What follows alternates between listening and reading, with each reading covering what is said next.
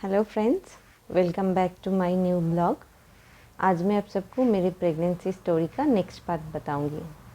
Hopefully आप सब ने मेरा पहला वाला ब्लॉग देख ही लिया है, जिसमें मैंने मेरा प्रेगनेंसी जब पॉजिटिव आया था तब उस टाइम मैंने क्या क्या प्रॉब्लम फेस किया था वो सब डिटेल्स दिया, और HCG टेस्ट का भी क्या रिज़ल्ट आया था सब डिटेल्स दिया है। आप सब लोग मेरे चैनल पे जाके वो अगला वाला वीडियो चेक कर लीजिएगा, तो आप सबको एक आइडिया आ जाएगा। और आज मैं बताऊंगी कि मेरे नेक्स्ट पार्ट में मेरे साथ क्या हुआ। तो आप सब ने देखा था कि फर्स्ट ब्लॉग में मैंने बताया था कि मैं जैसे मेरा इमरजेंसी में मुझे एडमिट होना पड़ा था, क्योंकि मेरा सडनली थोड़ा तबीयत ख़राब हो गया था। तो उस टाइम मैं अपोलो इंटरनेशनल में एडमिट हुई थी, मगर मुझे रखना नहीं पड़ा था। सेम डे ही डिस्चार्ज दे दिया था, क्योंकि उतना सीरियस नहीं लगा था डॉक्टर को, इसलिए उन्होंने सेम डे में ही मुझे डिस्चार्ज दे दिया था। और जो भी उन लोगों का मिनिमम ट्रीटमेंट करना था वो सब किया, और टेस्ट जो भी करना था वो सब के लिए ब्लड टेस्ट कलेक्शन उन्होंने कर लिया था। तो मैंने बताया था कि मेरा उस टाइम जो डेंगू का एक वायरस है वो पॉजिटिव आया था, मगर जनरल मेडिसिन डॉक्टर बोला देख के कि उसमें कोई भी प्रॉब्लम नहीं है, मतलब कोई भी सीरियस टेंशन करने वाली कोई बात नहीं है। तो बाद में मैंने मेरा जो गाइनो डॉक्टर है उनसे डिस्कस किया, तो उन्होंने भी बोला ठीक है, इसमें कोई भी प्रॉब्लम नहीं है, तो अभी वो कोई भी मेडिसिन नहीं दे रहे हैं, अभी मुझे मतलब रेस्ट करना है। तो उन्होंने बोला कि एक फिर से ब्लड टेस्ट करना है, जिससे जो भी हार्मोनल चेंजेस हो रहा है वो कितना क्या हो रहा है वो फिर से करना है, मगर इमीडिएटली नहीं है, वो आफ्टर 1 मंथ के बाद फिर से वो ब्लड टेस्ट करके फिर से डॉक्टर को दिखाना है। HCG टेस्ट जो होता है वो है। तो उस दिन डिस्चार्ज हो गया था, क्योंकि उन्होंने कुछ ज़्यादा सीरियस नहीं सोचा था, तो उन्होंने डिस्चार्ज दे दिया था अपोलो इंटरनेशनल इमरजेंसी से। हम लोग घर चले आए थे। अभी घर में मुझे टेक केयर करने वाला कोई नहीं है, डॉक्टर ने रेस्ट किया है सजेस्ट, और मेरा थोड़ा वीकनेस भी था उस टाइम, लग रहा था जैसे उतना बुखार आ गया था बोल के।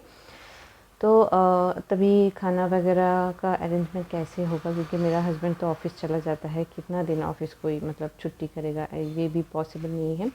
तभी एक हम लोगों ने थोड़ा अरेंजमेंट किया था। मेरे हस्बैंड का कंपनी का जो है इधर बैचलर अकोमोडेशन में जो लोग रहते हैं उन लोगों के लिए एक बंगाली कुक रखा हुआ है, हम लोग तो बंगाली है, तो उनको बोलने से वो फिर हम लोग के लिए 2 टाइम्स लंच और डिनर खाना वही बना के देके जाता था। और बाकी जो ब्रेकफास्ट और कुछ भी इवनिंग्स में कुछ भी खाना होता था तो मैं वो खुद बना लेती थी। तो ऐसा 2-3 दिन मैंने रेस्ट किया। 2-3 दिन के बाद देखा मैं ठीक हूँ, फिर से मैंने खुद से सब कुछ करना स्टार्ट कर दिया था। और जैसे कि सबको मैंने देखा है बेसिकली फर्स्ट प्रेगनेंसी में लोगों को पहले से ही बहुत नौज़िया, वॉमिटिंग, वीकनेस ज़्यादा ये सब होता है, मगर सबसे मतलब हैरानी की बात थी कि मुझे ये सब कुछ भी फील नहीं हो रहा था। मुझे नौज़िया, वॉमिटिंग या फिर वीकनेस ऐसा कुछ नहीं लग रहा था, मैं एकदम एकदम नॉर्मल थी। मुझे कभी कोई डाउट होता था कि मेरा ये प्रेगनेंसी पॉजिटिव है, तो क्योंकि मुझे प्रेगनेंसी का कोई भी सिम्टम नहीं दिख रहा था। तो फिर भी डॉक्टर ने बोला है अभी तो USG नहीं कर सकते, 1 मंथ के बाद ही USG करना है, क्योंकि अभी इमीडिएटली कुछ पता नहीं चलता है USG में। तो ठीक है, हम लोग नॉर्मली वेट कर रहे थे। जुलाई लास्ट था, मैंने जो डेट बोला था जब मेरा प्रेगनेंसी पॉजिटिव आया था, ऐसा 22 टू 26 जुलाई के अंदर। अभी अगस्त आ रहा था, और अगस्त के बाद फिर 1 मंथ हो गया था। फिर टेस्ट किया तो उसमें लेवल बहुत ज़्यादा बढ़ गया था, ऐसा 33,000 अप्रॉक्स ऐसा लेवल बढ़ा हुआ था। तो वो उससे डॉक्टर कंसल्ट किया, तो डॉक्टर बोला ठीक है, ये तो लेवल ठीक ठाक ही बढ़ रहा है, तो अभी आप ऐसा ही रेस्ट में ही रहिए, जैसे कि आपको ऐसा अचानक से एक बार बुखार आया है तो उससे आपको रेस्ट में रहना अच्छा होगा। तो हम लोग ऐसे घर से बाहर तो नहीं निकलते थे, उस टाइम घर में ही रहते थे, मगर घर का काम वगैरह सब कुछ करना था, क्योंकि मैं तो देखा मेरा अगर वीकनेस नहीं लग रहा है, अगर बॉडी मेरा पूरा फिट है, कोई भी प्रॉब्लम नहीं है, तो काम करने में भी कोई प्रॉब्लम नहीं है। तो मैं थोड़ा मतलब धीरे धीरे करके सब कुछ कर लेती थी, क्योंकि मेरा ऑफिस का काम भी था। अभी जाके एक मतलब थोड़े दिन बाद एक नया ट्विस्ट आया। वो है तभी मेरा 8 वीक्स प्रेगनेंसी चल रहा था। मॉर्निंग में एक दिन मैं उठी तो अचानक से देखा मेरे को एक स्पॉटिंग आ रहा है, रेड स्पॉटिंग, मगर कलर रेडिश टाइप का नहीं है, ये थोड़ा ब्राउनिश टाइप का है। तो पहला प्रेगनेंसी ऐसा स्पॉटिंग, मतलब सबके मन में एक मतलब डर होता है ना प्रेगनेंसी में, ऐसा ब्लैक स्पॉटिंग आया मतलब कुछ शायद गड़बड़ हो गया, ऐसा टेंशन। और इधर मतलब बोलने वाला कि कोई नहीं है कि उस मतलब इमीडिएटली घर में कोई रहता है उसको वो समझे बात को, बोले कि ये डेंजर नहीं है, कि मतलब ये नॉर्मल है, ऐसा कोई नहीं था। तो बस हम लोगों ने एक सेकेंड भी नहीं मतलब वेस्ट किया, संग संग डॉक्टर को देख के फ़ोन कर दिया कि ऐसा मेरे को स्पॉटिंग आ रहा है। तो डॉक्टर ने सभी फ़ोन पे डिटेल्स पूछा कि रेड कलर कैसा है, कितना अमाउंट में हुआ है। तो मैंने बोला कि जस्ट स्पॉटिंग ही हुआ है, और मतलब कलर मतलब सब पूरा रेडिश नहीं है, ब्राउनिश टाइप का है। तो डॉक्टर बोला ठीक है, आप टाइम वेस्ट मत कीजिए, इमीडिएटली आज के आज ही जाके, अभी हो सकता है अभी जाइए, जाके यूएसजी कीजिए। तो हम लोगों ने भी टाइम वेस्ट नहीं किया, इमीडिएटली हमारा जो नियरेस्ट जो भी अच्छा सेंटर पड़ता है उधर गए, जाके यूएसजी किया। तो यूएसजी करने से पहले तो आपको पानी पी के जाना होता है, नॉर्मल यूएसजी की तरह ही, मगर प्रेगनेंसी में जैसे आगे जब जितना प्रेगनेंसी मतलब मंथ्स बढ़ जाता है उस टाइम बहुत ज़्यादा पानी पीने की ज़रूरत नहीं होती है, नॉर्मल थोड़ा बहुत पानी पी के भी हो सकता है। तो जैसे कि मेरा एकदम अर्ली स्टेज था तो इसलिए थोड़ा मतलब पानी मुझे पी के जाना पड़ा था। तो एक लेडी डॉक्टर थे उधर, उन्होंने पहले जैसे नॉर्मल यूएसजी होता है ऊपर से चेक करते हैं किया, उसके बाद उन्होंने बोला कि आप वॉशरूम जाके टॉयलेट करके आइए, मुझे फिर से चेक करना है। तब मुझे थोड़ा डर लग गया, तो मैंने बोला कि क्या है, कुछ प्रॉब्लम है क्या? उन्होंने तो कुछ नहीं बोला, कि नहीं बोला कि कुछ प्रॉब्लम नहीं है, आप फिर एक बार वॉशरूम जाके आइए, मुझे और थोड़ा अच्छे से चेक करना है, ऐसा बोला। फिर भी ऐसा सुन लिया ना, मेरे को उस टाइम बहुत टेंशन हो रहा था कि ऐसा क्यों बोला, क्या है, मतलब टेंशन हो रहा था कि इम्प्लांटेशन ठीक जगह हुआ है कि नहीं, बेबी है कि नहीं सैक में। बहुत सारा ऐसा आप लोगों ने सुना ही है कि सैक रहता है बेबी नहीं रहता है, इम्प्लांटेशन गलत जगह पर होता है, ऐसा बहुत कुछ होता है। मन में वही टेंशन चल रहा था। तो ठीक है, मैं जल्दी से वॉशरूम जाके आई। फिर टॉयलेट, डॉक्टर बोला था कि आप टॉयलेट करके आइए। तो उसके बाद देखा उन्होंने जो यूट्रस की जगह उधर से एक मतलब पाइप टाइप का है, उससे वो चेक करे थे, मतलब अंदर नहीं डाला, बाहर से ही, मतलब जस्ट उधर से वो लोग शायद मतलब कैमरा टाइप का कुछ रहता है तो उससे अंदर की तरफ दिख सकता है स्क्रीन में। तो वो मेरे को वो चेक किया, चेक करके मुझे बोला कि आपका ऐसे मतलब प्रेगनेंसी तो ठीक है, मतलब इम्प्लांटेशन ठीक जगह पर ही हुआ है, बेबी भी ठीक ही है, और बेबी का हार्ट बीट भी उन्होंने मुझे सुनाया तभी। बहुत अच्छा लगा मुझे, मतलब पहला बार बेबी का हार्ट बीट मुझे सुनने को मिला, ये अलग ही एक्साइटमेंट होता है। मगर उसके साथ उन्होंने जो बोला मतलब उससे थोड़ा मतलब नहीं, बहुत ज़्यादा मुझे डर लग गया। उन्होंने बोला कि इस इधर आपका एक मतलब सब क्रॉनिक हेमाटोमा दिखने को मिल रहा है। अब सब क्रॉनिक हेमाटोमा क्या है?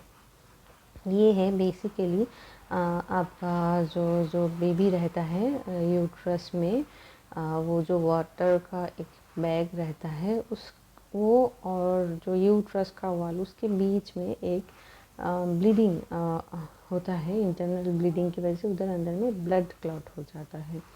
अब ये ब्लीडिंग अगर ज़्यादा होता रहे, ब्लड अगर बढ़ता रहे, तो वो क्या करता है, धीरे धीरे प्लेसेंटा और जो वाटर बैग है बेबी का जो सैक है उसको धीरे धीरे यूट्रस से अलग कर देगा। अगर यूट्रस से वो अलग हो गया तो बेबी को जो ज़रूरी खाना पोषण है ये नहीं मिलेगा, तो आपका मिसकैरेज हो जाएगा। ये बहुत ही सीरियस इशू है।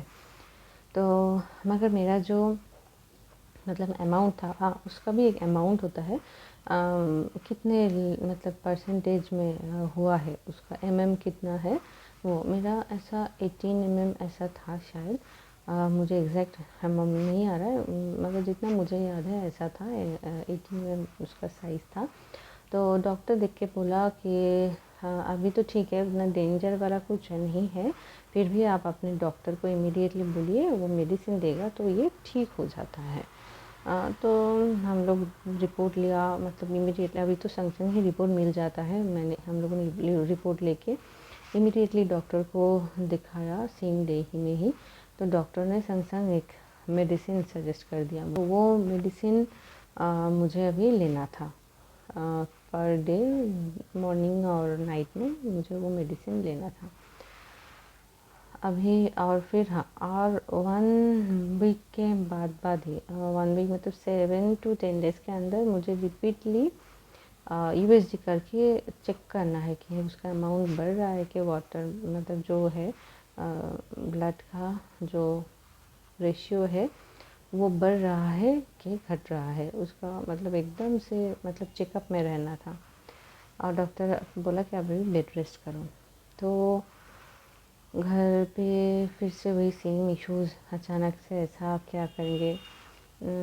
तो मुझे ऐसा वीकनेस तभी भी फील नहीं हुआ था उतना, मगर हाँ थोड़ा थोड़ा तब, अभी जैसे कि 1 महीना हो गया है, 8 वीक्स मतलब 1.5 महीने के करीब जा रहा है, तो तब मेरे को थोड़ा थोड़ा वीकनेस मतलब पता चलने लगा। ऐसे नोज़िया उस टाइम मुझे नहीं आता था, उतना नहीं होता था, मगर थोड़ा थोड़ा कभी कभी लगता था। हाँ, और जब मैं कुकिंग वगैरह करती थी तब मेरे को लगता था कि मुझे तो थोड़ा सांस लेने में प्रॉब्लम हो रहा है, थोड़ा वीकनेस लग रहा है, मैं खड़ी नहीं हो पा रही हूँ ज़्यादा देर तक, ऐसा तभी धीरे धीरे मुझे फील होना शुरू हुआ था 1.5 महीने में।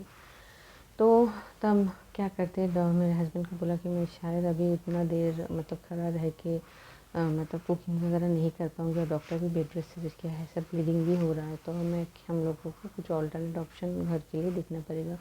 तो तभी हम लोगों ने वही सेम किया जो पहले भी किया था। मेरे हस्बैंड के ऑफिस का जो वही कुक है वही खाना बना के देके जाता था, और घर साफ़ करने के लिए हम लोगों ने बहुत ढूंढ के एक मतलब लेडी को रखा, वो आके घर साफ़ करके देके जाता था। तो तभी मैं पूरा थोड़ा रेस्ट पे थी उस टाइम, क्योंकि पहला प्रेगनेंसी है, कोई है नहीं है, तो हम लोगों को ही सोच समझ के काम करना है। तो थोड़ा मतलब अभी मतलब आगे हड़बड़ी में कुछ नहीं करना है, ये हम लोगों ने सोच लिया था, इसलिए अभी रेस्ट पे थी। और 1 वीक के बाद ही मैं फिर से जाके वो रैंडम यूएसजी मतलब करना स्टार्ट हुआ। और डॉक्टर ने जैसा कि मेडिसिन दिया तभी उसके लिए, तो वो मेडिसिन भी कंटिन्यू मैं कर रही थी। अभी फिर से जब फर्स्ट चेकअप में तो था उसका जो भी था वो ब्लड लिक्विड फॉर्म में ही था, सेकेंड फिर से मैंने चेक किया तो उसका साइज़ नहीं बढ़ रहा था, मगर वो लिक्विड फॉर्मेट में ही था ब्लड। तो जो चेक करती थी वो लेडी डॉक्टर, यूएसजी जो करती थी वो लेडी डॉक्टर हमेशा पूछती थी आपके डॉक्टर ने दवाई दिया है कि नहीं, आप चेकअप में रहिए, रेस्ट पे रहिए तो ठीक हो जाएगा, वो हमेशा यही बात बोलती थी मुझे। तो तभी तो सेकंड चेकअप भी फिर से किया था मेरा, वैसे 12 वीक्स था उस टाइम। तो देखा तभी भी सेम ही था, उसका साइज़ नहीं बढ़ा था, मगर वो लिक्विड फॉर्मेट में ही था। तो तभी मेरा वही जो लेडी डॉक्टर है वो बोला कि एक्चुअली उनको लगा था कि ये शायद पहले वो ब्लीडिंग ऑलरेडी हो के रखा था, नए से कुछ नहीं हुआ है, ये पुराना वाला है कुछ, तो नए से कुछ नहीं हुआ, ये एक पॉजिटिव साइन है, मगर वो होप कर रहे हैं कि ये जितना जल्दी लिक्विड से सॉलिड फॉर्मेट में आ जाए तो तभी ये खुद से अपने आप डिज़ोल्व हो जाएगा, तब जाके ठीक है। क्योंकि ये ब्लड अगर बढ़ता रहा तो यूट्रस से ये सैक अलग हो जाएगा, तो ये थोड़ा डेंजर वाला पार्ट आ जाएगा। तो ऐसे ये सब क्रॉनिक हेमाटोमा जो होता है वो क्यों होता है। इंटरनल ब्लीडिंग, देखिए वैसे मैं तो डॉक्टर नहीं हूँ, मुझे नहीं पता कि इंटरनल ब्लीडिंग क्यों होता है, मगर ये फिर भी बहुत सारे रीज़न से हो सकता है। अब कि जैसे कि आप प्रेग्नेंट रहे उस टाइम कुछ भारी चीज़ें उठाना, बहुत दौड़ा भागी करना, जल्दी जल्दी पैदल चलना या फिर सीढ़ी चढ़ना, मेनली होता है कुछ अगर वेटी चीज़ उठा ले, पेट में अगर दबाव पड़ जाए तो उससे हो सकता है। तो मुझे उस टाइम लगा था कि क्योंकि मेरे को ये होने का चांसेस था, क्योंकि जब मैं प्रेग्नेंट हुई थी जस्ट उसके 1 वीक पहले ही हम लोग जर्नी करके लौटे थे। हम लोग का घर कोलकाता है, हम लोग कोलकाता घर गए थे तो लौट रहे थे। तो उस टाइम जर्नी होता है तब पता है लगेज वगैरह उठाना ये सब कुछ करना, ये तो करना ही पड़ता है। और तो मेरे को लगा कि हाँ हो सकता है कि ये हम लोग का जर्नी के वजह से ही हुआ है। तो ठीक है, जो चीज़ हो गया है, मगर कैसे हुआ है मुझे प्रॉपरली तो मुझे नहीं पता रीज़न, मगर मुझे ऐसा लगा कि ठीक है जो हो गया है सो हो गया है, क्या करें। अभी होप करना है कि वो मतलब सब कुछ पॉजिटिव रहे, कुछ भी ख़राब ना हो। फिर हम लोगों ने रैंडम ऐसा चेकअप करते रहे। अभी जब 3rd चेकअप गई मैं, तब उस टाइम जो लेडी डॉक्टर है उन्होंने बोला कि आपका ये जो ब्लड है वो अभी सॉलिड फॉर्मेट में आ गया है, अभी टेंशन करने की ज़रूरत नहीं है, ये बहुत जल्दी रिजॉल्व हो जाएगा। तो सुन के तो बहुत अच्छा लगा कि ठीक है। डॉक्टर को दिखाया तो मेरा गाइनो डॉक्टर वो भी बोला कि हाँ ठीक है, फिर भी रैंडम चेकअप करके रखना है। फिर मैं 1 वीक के बाद फिर से 4th चेकअप में गई यूएसजी। तभी जो पुराना वाला जो लेडी था वो मेरा जो यूएसजी करती थी हमेशा, वो नहीं था, कोई दूसरा डॉक्टर था। अभी उन्होंने चेकअप किया, रिपोर्ट दिया सेम ही है। जब रिपोर्ट हाथ में आया तब देखा कि मेरा जो परसेंटेज था वो बहुत बढ़ गया है। मतलब वो ब्लड का जो परसेंटेज उन्होंने रिपोर्ट में दिखा है वो 18 mm से बढ़ के 64 mm दिखा रहा है। मैं बोला कैसे इतना बढ़ गया है, ये तो मतलब बहुत क्या हो गया पता नहीं, मेरे को इतना फिर से टेंशन। मैं बोला अभी तो अगले यूएसजी में ही वो डॉक्टर बोली कि अभी ये डिज़ोल्व होने वाला है, तो ऐसा कैसे हो सकता है, फिर से नहीं ऐसे ब्लड क्लॉट हो गया कि। तो वो रिपोर्ट देख के हम लोग 1 सेकेंड में नहीं रुके, संग संग मेरे डॉक्टर को दिखाया। डॉक्टर देख के तो हैरान रह गया कि ऐसा कैसे हो सकता है। फिर पूछ रहा है कि आपको ब्लीडिंग हुआ है क्या, कुछ पेन है क्या, कुछ प्रॉब्लम हुआ है। तो मैंने बोला कि नहीं, मुझे तो ब्लीडिंग नहीं हुआ है, कोई पेन भी नहीं है, कोई प्रॉब्लम नहीं है। और स्पॉटिंग भी जो है मेरा वो ऑलरेडी कब का बंद हो चुका है, 1 वीक, जैसे कि लास्ट 3rd जो मेरा यूएसजी हुआ था उस टाइम उसके टाइम ही बंद हो गया था। तो डॉक्टर बोला, उनको भी थोड़ा डाउट हुआ कि क्या हुआ। तो उन्होंने एक रेफरेंस दिया, बोला कि अभी जाके वो अच्छा कहीं से और अलग जगह से आप यूएसजी कीजिए। तो उन्होंने एनिमली का एक सजेशन दिया। तो हम लोग उनके सजेशन से संग संग उस इमीडिएटली सेम डे पे हम लोग दूसरा जगह पर जाके यूएसजी किया। तो यूएसजी तो उसने को बोला कि हाँ मेरा ये प्रॉब्लम है, उसमें ये रिपोर्ट गलत आया है, डॉक्टर को शायद डाउट हो रहा है, तो आप फिर से ये वाला चेक कीजिए। तो उन्होंने चेक किया, चेक करके बोला कि उनको दिख रहा है कि कोई भी इंटरनल ऐसा कोई भी हेमरेज या फिर कोई भी ब्लड क्लॉट नहीं है। तो देखा गया है अल्टीमेटली जो लास्ट वाला जो मतलब किया था वो रिपोर्ट गलत था, क्योंकि नया डॉक्टर ने मेरा यूएसजी किया था, उन्होंने पूरा गलत रिपोर्ट लिख दिया था। तो ये एक अच्छा मतलब मेरे को न्यूज़ मिला कि मेरा वो हेमरेज जो है ठीक हो गया है। तो ऐसा बहुत सारा कुछ टेंशन होता रहता है हम लोगों के सारे लाइफ में भी। ऐसा होता है कि डॉक्टर लोग बहुत सारा गलत ट्रीटमेंट कर देता है और रिपोर्ट देता है जो मतलब ऐसे वाला क्रिटिकल, मतलब प्रेगनेंसी तो एक क्रिटिकल केस है, इसमें बहुत टेंशन दे देता है। अगर आप लोगों के साथ भी ऐसा हो, रिपोर्ट गलत आए, आप लोग फट से टेंशन मत कीजिए, पहले अच्छे से रीचेक कीजिए। प्रेगनेंसी में टेंशन मत लीजिए, क्योंकि मेरे पास तो कोई ऑप्शन नहीं था, अकेली थी, टेंशन तो आ ही जाता था। फिर भी हम लोग मतलब ट्राई करते थे कि जैसे कि टेंशन ना हो।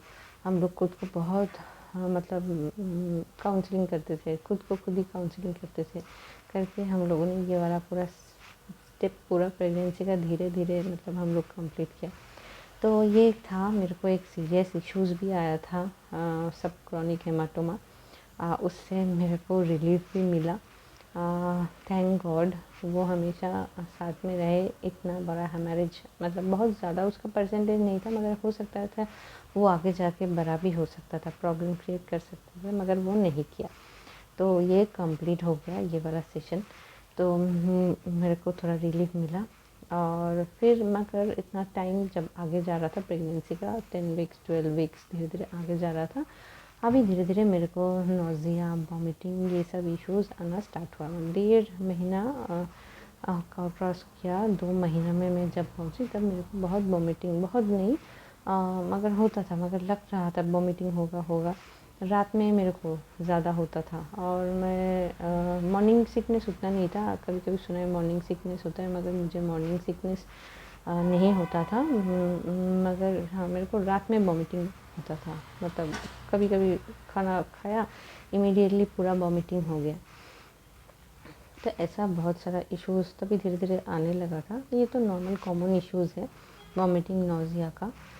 तो ये फिर मतलब ये चलता रहा, थोड़ा थोड़ा ज़्यादा होना स्टार्ट हुआ। 2 महीने में मेरे को बहुत सफ़र करना पड़ा था ऐसा वॉमिटिंग, नौजिया का। कभी कभी खाना खाती थी, पूरा खाना सब निकल जाता था और कुछ खाने का कुछ नहीं बचता था ऐसा। तो ये तो बहुत प्रॉब्लम था, हो रहा था। और कुछ खाने की इच्छा भी नहीं हो रहा था उस टाइम। मैं पूरा मतलब बॉयल राइस, बॉयल आलू, ये सब खा के ही मतलब दिन गुजारा करती थी। ऑयली फूड या ऐसा कुछ स्पाइसी चीज़ें मैं तभी नहीं खा पा रही थी। हाँ, और एक चीज़, मुझे इस टाइम बहुत मतलब फ्रूट्स खाने का बहुत इच्छा होता था। मतलब वेरियस टाइप्स का कोई भी फ्रूट्स हो, ठंडा हो ऐसा फ्रूट्स, मतलब जितना ठंडा हो, मतलब फ्रिज में रखा हुआ ठंडा फ्रूट्स खाने का मुझे इस टाइम बहुत इच्छा हो रहा था। तो इसलिए मैं थोड़ा बहुत राइस या रोटी, मतलब एक रोटी ऐसा खा के मैं फ्रूट्स खाती थी बहुत। ये मैं दिन दिन में ही खाती थी, शाम के बाद फ्रूट्स नहीं खाती थी। इच्छा होती थी भी तो भी नहीं खाती थी, क्योंकि रात को फ्रूट्स मतलब खाना मुझे नहीं मैं प्रेफर नहीं करती हूँ, अच्छा नहीं होता है, इसलिए मैं दिन में ही फ्रूट्स खाती थी। तो ऐसा करके मेरा ये फर्स्ट ट्राइमेस्टर, मतलब 1 2 3, ये फर्स्ट जो 3 महीना होता है वो धीरे धीरे मैंने कंप्लीट किया। और 3rd मंथ के बाद 4th मंथ जब आया, तब मेरा ये नौजिया, वॉमिटिंग, ये धीरे धीरे कम होना स्टार्ट किया। तो फिर मैं आपको आगे जाके बताऊंगी कि सेकेंड ट्राइमेस्टर में मेरे साथ क्या हुआ और क्या क्या प्रॉब्लम सेकेंड ट्राइमेस्टर में आया, कैसे हम लोगों ने उसको सॉल्व आउट किया। तो ये था आज का ब्लॉग। मैं इसको यही एंड करती हूँ। आशा करती हूँ आप लोगों को अच्छा इसमें कुछ इन्फॉर्मेशन ज़रूर मिले। कुछ भी डाउट हो आप लोग मुझे कमेंट ज़रूर कीजिएगा, मैं रिप्लाई कर दूँगी। और मेरा ब्लॉग अगर अच्छा लगता है, आप लोग मेरा ये चैनल सब्सक्राइब कर लीजिए, लाइक कमेंट शेयर कीजिए और बेल आइकन ज़रूर क्लिक करके रखिएगा, जैसे आपको नोटिफिकेशन जा सके। तो तब तक के लिए सब अच्छे रहिए, सेफ रहिए। आज के लिए इतना ही। बहुत जल्दी नेक्स्ट इंफॉर्मेटिव कुछ नया ब्लॉग में लाऊंगी नेक्स्ट स्टेज का। तब तक के लिए बाय बाय।